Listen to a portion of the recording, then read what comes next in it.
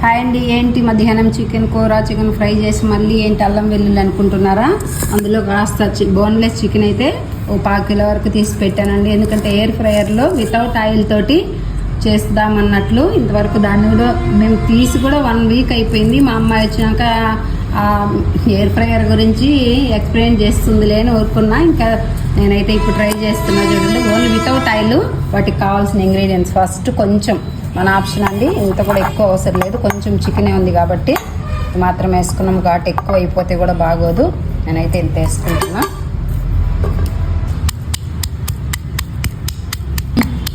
ఇదిగోండి, కొంచెం కచ్చాపచ్చగా అల్లం వెల్లుల్లి పేస్ట్ చేసుకున్నాము. కాస్తంత పసుపు, కొంచెము కారం అండి, కాస్తంత సాల్ట్, కస్తూరి మేతి. ఇంకా మా అమ్మాయి వేయి మమ్మీ బాగుంటుందంటే వేసాం. మేము ఇది వరకు కూడా ట్రై చేసామండి.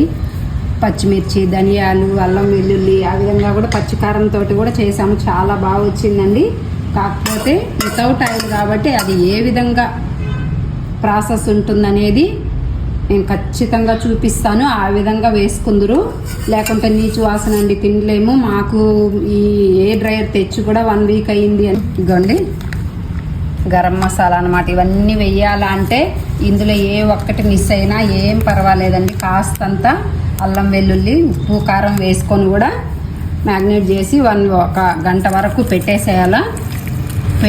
ఇదిగోండి ఈ విధంగా మ్యారినేట్ అయితే చేసి పెట్టుకునేసేయాలండి. నేను ఇంక ఇట్లనే పెట్టేసి మా అబ్బాయి జిమ్కి వెళ్ళాడండి. ఇంకా మా అబ్బాయి వచ్చి ఒక 1/2 అవర్ ముందు అయితే ఎయిర్ ఫ్రైయర్లో పెడతాము. అది కూడా ఏ విధంగా పెడతానని ఖచ్చితంగా క్లియర్గా చూపిస్తాను.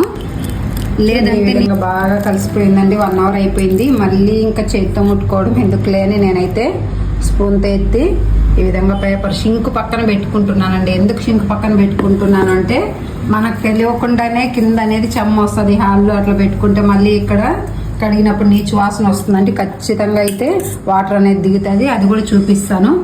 ఇంకెందుకు చెయ్యి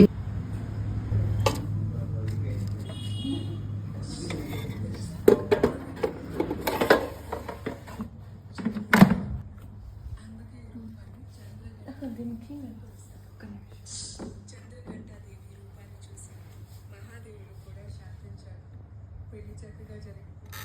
పార్వతీదేవి తల్లిదండ్రులు కూడా ఇందుకు ప్రతి స్త్రీలు